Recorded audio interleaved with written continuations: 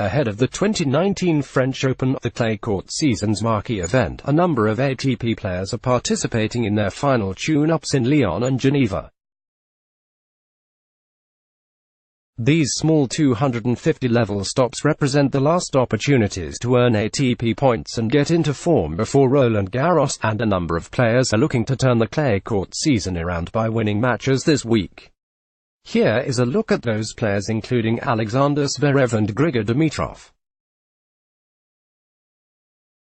ATP Lyon in Lyon. Two French players who were once at the top of the game, Richard Gasquet and Jo-Wilfried Tsonga, are among the fan favourites hoping to find form before playing in Paris.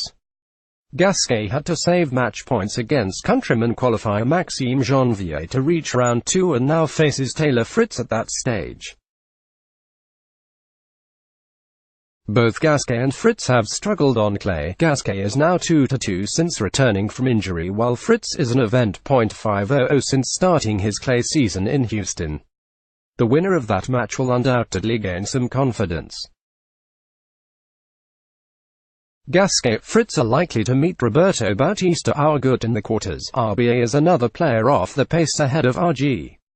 Fritz countryman Steve Johnson is also struggling on clay, his worst surface, and he's unlikely to make a deep run here.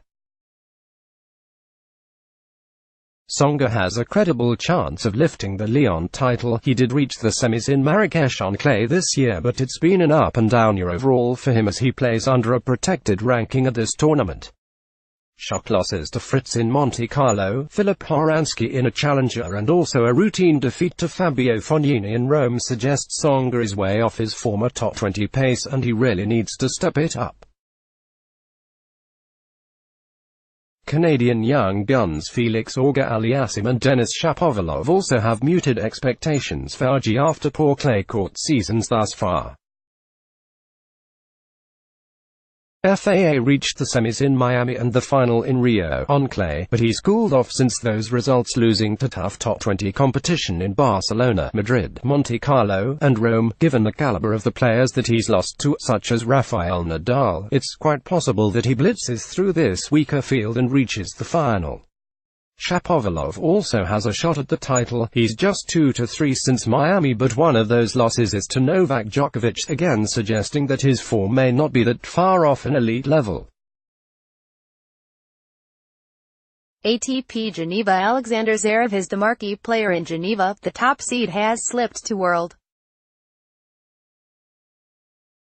Zverev has lost a number of matches to players ranked well below him, including Jan Munner, Christian Garin, and Nicolas Jarry. He has all the talent for clay, but at this point he's on upset alert for an early defeat in Paris.